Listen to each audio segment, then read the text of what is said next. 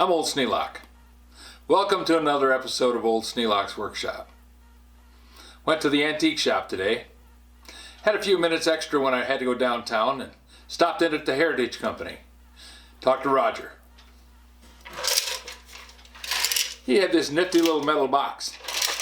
It's full of stuff. Kind of cool.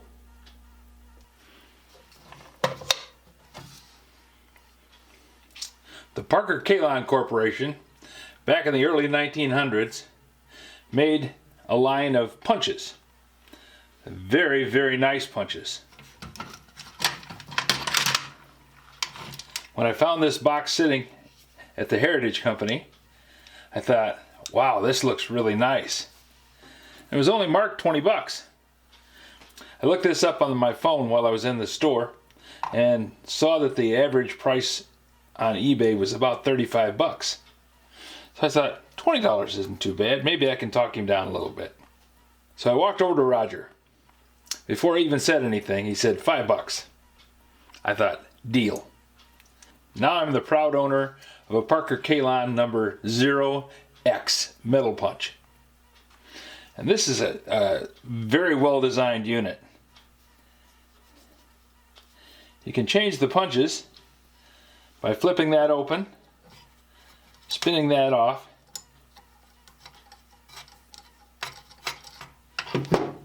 slipping the punch out, taking out the punch that you need, sliding it in, screw it on there,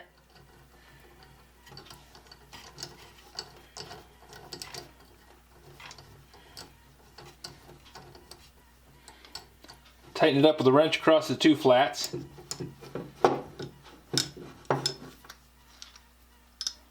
Spin that around. Spin that into place. Make sure you pull the die out too.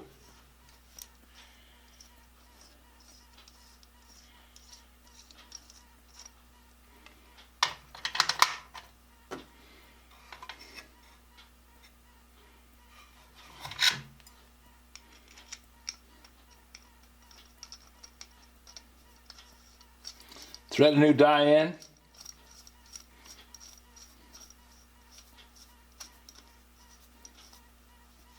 Got a nice set of screwdriver slots in there so that you can spin it in easily. Then you just punch whatever you're going to punch. The dies are automatically lined up right here in this nice stout little piece of cast steel. Easily changed out. Now there's some problems. This screw is supposed to be a lot flatter than what it is. That's why there's a spot over there on the instructions that's chewed up. And it's not supposed to have this clipped off piece of sheet metal in there as a washer. This gauge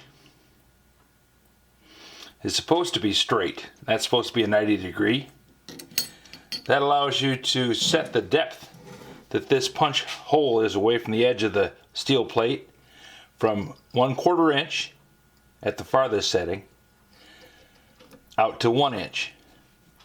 But that bent piece in there means it won't go all the way back to 1 inch. It's stuck. So I need to straighten that out. Being resourceful and frugal fellas, they also made this little gauge so that it can work as a screwdriver. This little thin spot down here at the bottom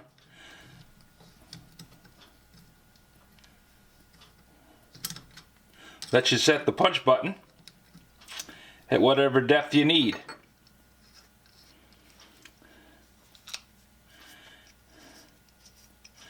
And it says in the instructions there that it is easier to punch holes in heavy gauges of sheet metal when the punch just barely seats itself into the die. So you want to engage that just so that it goes up just a little bit. Now my thinking is the cam action on this punch is much stronger right at the point of breakover. So if you're going to punch heavy sections, you want to have it happen in this part of the stroke. If you come up here with this, you're going to not be able to grip it, and you're also going to be up here where the angle is such that you're losing leverage. So having this be adjustable means you can punch more effectively in different thicknesses of metal. I'm going to have to clean up the head of the screws from where they've been dropped on steel surfaces and they've gotten beaten shut, and use a screwdriver to get those loose so that I can clean up the threads and make sure that the screws work the way they're supposed to. I think it would help to put some oil on there, and I need to clean up the die and clean up the threads in here and open up everything, make sure it's all clean, get it oiled up so it's working really good. I think the little punch is going to work better if I put some oil on it when I do the punching too. Just some minor tweaks on it. I'm very happy to have this in such good condition with all the bits and pieces in there. Now, it has the punches and the dies in it, and also all this other stuff.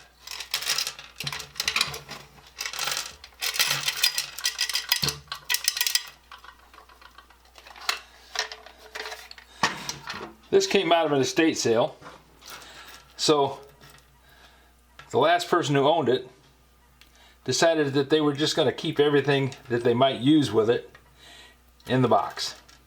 It's kind of a neat thing because now I have some hollow rivets to work with. Also some solid aluminum rivets too. Little tiny ones, and only a few. They're kind of neat. And they go well with this ideal rivet punch, which is designed to crimp hollow rivets. I'm going to sacrifice a rivet just to see how well it works.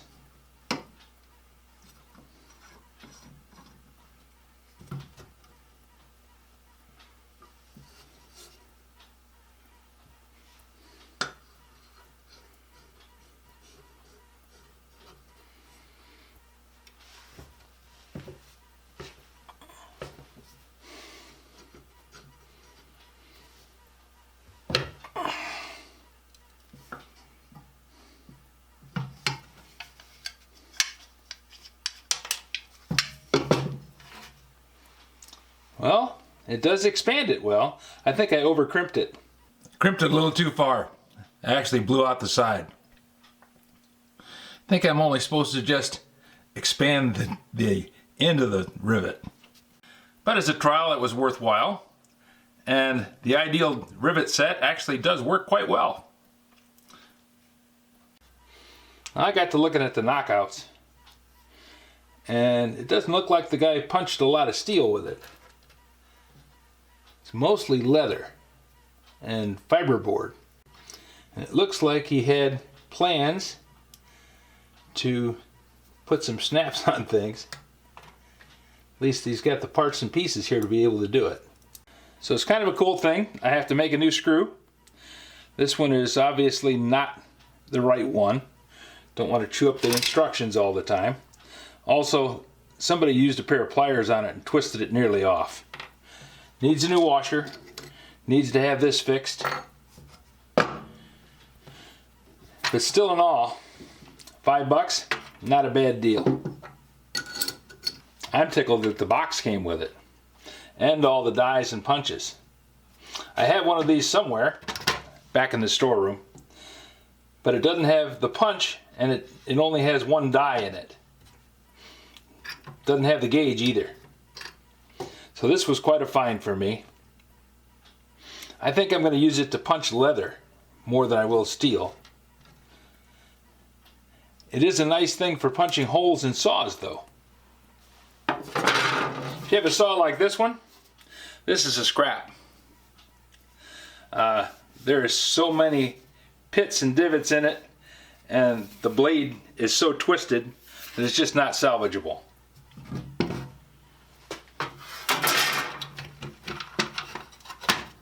It will, however, work as a good example of what the punch can do on a piece of plate steel.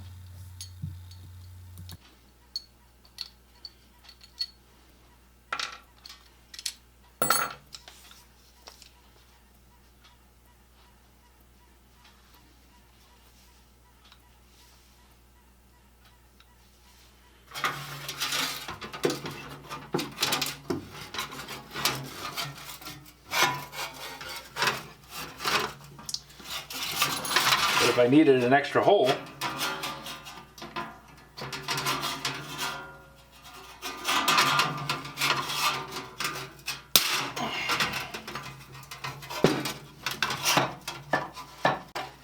Hang on a minute. I'm going to figure it out here pretty quick. By flipping over the catch on the handle, I'm able to use the leverage of the handle to extract the punch out of the steel. I don't know if that's the way that Parker imagined me doing it, but it seems to work pretty good.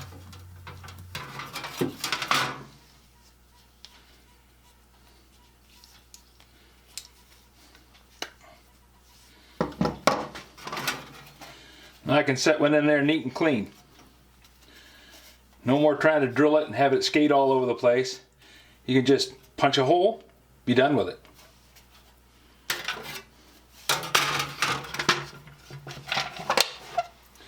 Parker-Kalon No. 0X metal punch. Pretty cool.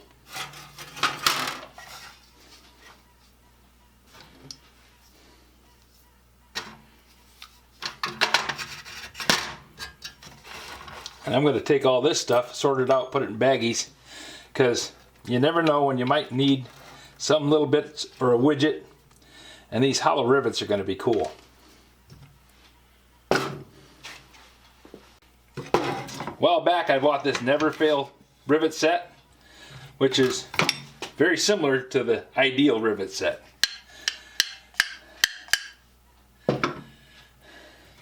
This one I cleaned up, painted, mounted on a wooden block.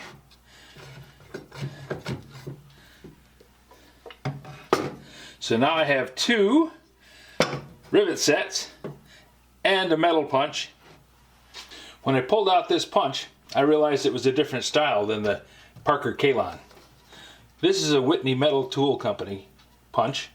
It says capacity 1/4 inch through 16 gauge. This one has capacity of a 1/4 inch hole in 14 gauge. So it's a better punch, a little stronger, and the design is a lot more sturdy.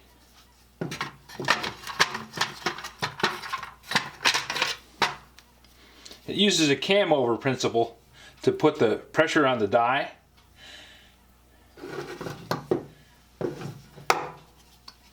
The Whitney also uses a cam over, but it has a steel strap. When this cam's over, it rides against that groove and forces the jaw down along with the punch, which rides against this steel pin.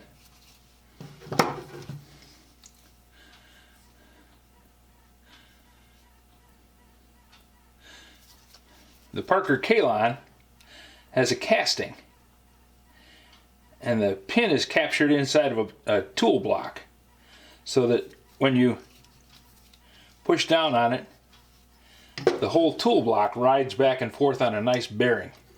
Rather than rubbing against the walls of a slot, which would wear, this just cams over against this pin. So it's a much more sturdy design.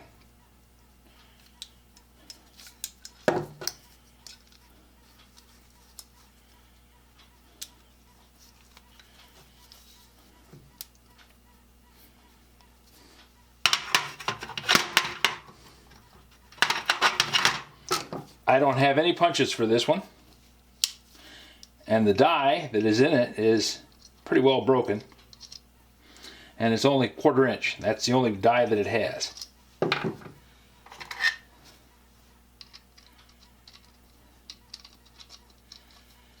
Somebody had a little sense there. The Whitney uses the same dies as the Parker-Kalon. I don't know when this Whitney was made. I'm going to have to look that up. It might be a newer one, might be an older one. But they have the same size thread on the dies.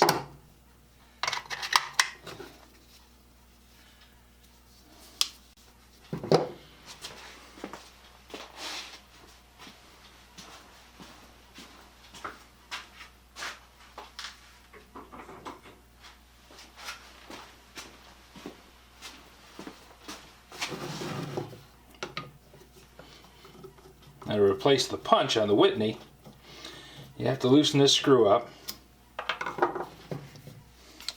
Take that apart.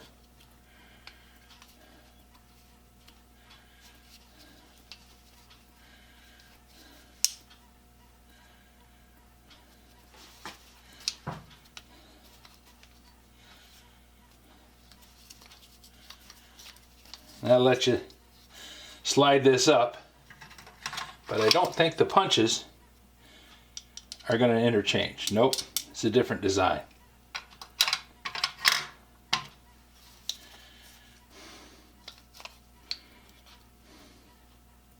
So it takes a bit more work to get the punch changed.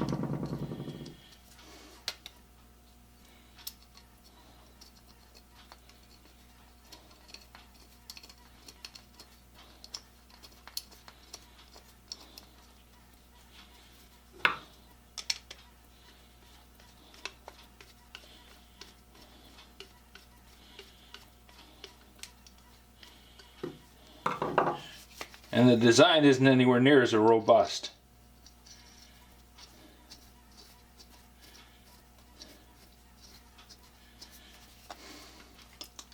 But I'm going to see if I can make a punch for this out of some 01.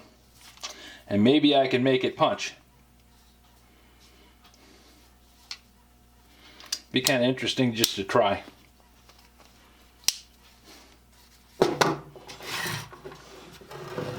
So now I have 2 punches and 2 rivet sets. Something's got to go.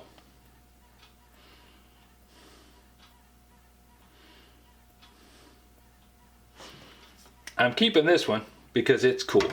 This one, this is a project. I got to make a punch for it.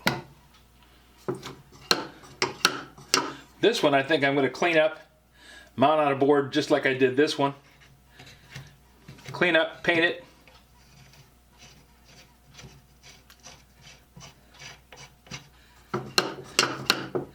Somebody doing leather work, this would be very handy.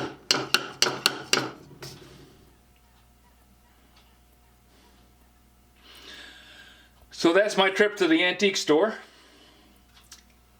Made out like a bandit.